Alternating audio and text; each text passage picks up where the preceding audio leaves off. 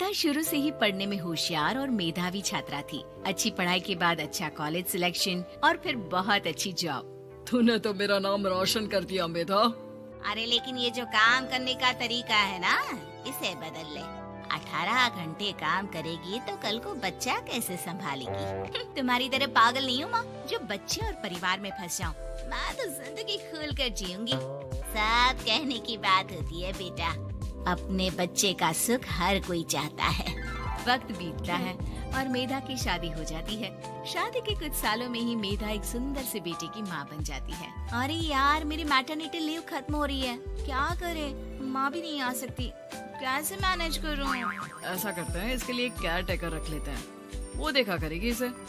मेधा को पति की बात जंच जाती है और वो केयर टेकर की तलाश शुरू कर देती है। एक दिन उन लोगों के घर एक महिला आती है जो दिखने में पढ़ी लिखी लगती है। जी, क्या काम है आपको? मैम, मेरा नाम स्नेहा है। आपका एड देखा केयर टेकर का, क्या मैं आपके यहाँ काम कर सकती हूँ? हाँ, क्यों नहीं, लेकिन आप तो अच्छे घर की लगती हैं, फिर नौकरी क्यों? दरअसल मेरे ससुराल वालों ने मुझे घर से निकाल दिया क्योंकि मैं माँ नहीं बन सकती और माता पिता भी नहीं है इस दुनिया में। तो अरे अरे, कोई बात नहीं, तुम लक्ष्य को ही अपना बच्चा समझो और यहीं रहना, और किसी भी चीज की जरूरत हो ना तो बता देना।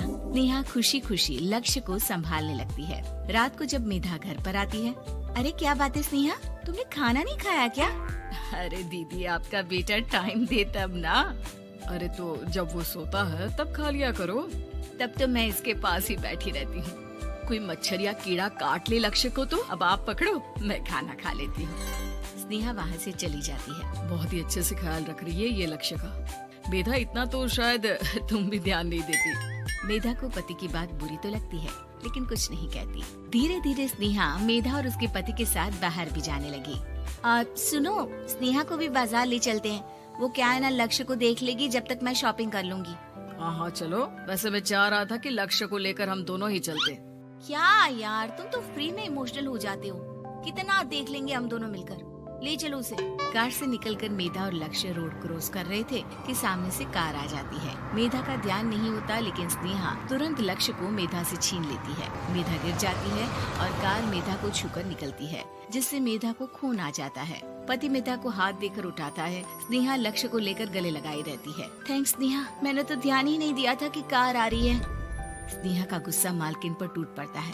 अरे कैसी माँ है आप, अगर आज कुछ लक्ष्य को हो जाता तो मैं आपको कभी माफ नहीं करती। छोटा सा बच्चा है, उसे चोट लगती है तो पता है कितनी तकलीफ होती है।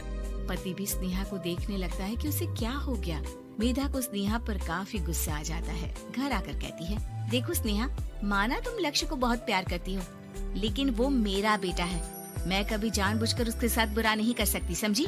मुझे माफ कर दीजिए, मैं लक्ष्य को लेकर कुछ ज्यादा ही सेंसिटिव हो चुकी हूँ। मैं ध्यान रखूंगी कि आगे से ऐसा ना हो। मेधा का मन स्नेहा से अब हटने लगा था। एक शाम मेधा ऑफिस से घर आती है कि लक्ष्य उसे दिखाई नहीं देता और ना ही स्नेहा। वो स्नेहा के कमरे में जाती है जहाँ दोनों सो रहे होते हैं। अरे स्नेहा, लक्ष्य को आज इस कमरे में क्यों सुला दिया? दीदी, मुझे नींद आ रही थी, ऐसे में उसे कमरे में अकेले लिटाना मुझे ठीक नहीं लगा। मेधा बच्चा उठाने लगती है कि स्नेहा टोक देती है। रहने दीजिए ना दीदी, सो रहा है, फालतू में नींद खराब हो जाएगी। मेधा को गुस्सा आ जाता है और वो बच्चा उठाकर वहाँ से चली जाती है। अगले दिन मेधा स्नेहा को बुलाती है, साथ में एक और लड़की खड़ी होती है। स्नेहा, अब तुम अपना कुछ और देख लो, हम लोगों को नई केयर टेकर मिल गई है, तुम इस हफ्ते घर छोड़ देना। स्नेहा का मन लक्ष्य को छोड़ने का नहीं करता, लेकिन नौकरी तो नौकरी होती है ना। स्नेहा घर से चली जाती है। धीरे धीरे महीने और साल बीतते जाते हैं और लक्ष्य एक नौजवान लड़का हो जाता है। लक्ष्य, आज मुझे मंदिर जाना है, ले चलोगे? ठीक है माँ, एक काम करके अभी वापस आता हूँ, तब तक आप और पापा दोनों तैयार हो जाइए। दोनों तैयार होकर बैठ जाते हैं, लेकिन लक्ष्य काफी देर तक नहीं आता। अरे मेधा, फोन तो करो लक्ष्य को, देखो क्या हो गया उसे। मेधा फोन करती है तो पता चलता है कि लक्ष्य का एक्सीडेंट हो गया है और वो सिटी अस्पताल में है। जल्दी चलिए, पता नहीं कैसा होगा मेरा बेटा। अरे चिंता ना करो, सब ठीक होगा, मैं अभी कार निकालता हूँ। दोनों मियाँ बीवी अस्पताल पहुँचते हैं, जहाँ वो लोग देखते हैं कि लक्ष्य बिस्तर पर पड़ा होता है। एक महिला इन्हें यहाँ लेकर आई है, वो वहाँ बैठी है, लेकिन फिलहाल तो आप लोगों को इनके लिए किडनी का प्रबंध करना होगा। एक्सीडेंट में इसकी किडनी डैमेज हो गई है। मेरी ले लीजिए डॉक्टर साहब, मेरे बेटे को बचा लीजिए।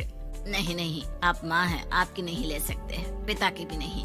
आप किसी रिलेटिव या दोस्त से पता कर लें, और हाँ थोड़ा जल्दी करें क्योंकि देर होने से मामला बिगड़ सकता है। मेधा बैठकर रोने लगती है कि वहाँ डॉक्टर आ जाते हैं। जिस औरत ने आपके बेटे को यहाँ भर्ती कराया था वो अपनी किडनी आपके बेटे को देना चाहती है।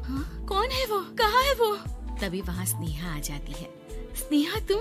मैं लक्ष्य को पहचान नहीं पाई थी, लेकिन आप लोगों को देखकर समझ गई कि ये लक्ष्य है, इसलिए वापस आ गई। मैं अपनी किडनी आपके बेटे को देना चाहती हूँ।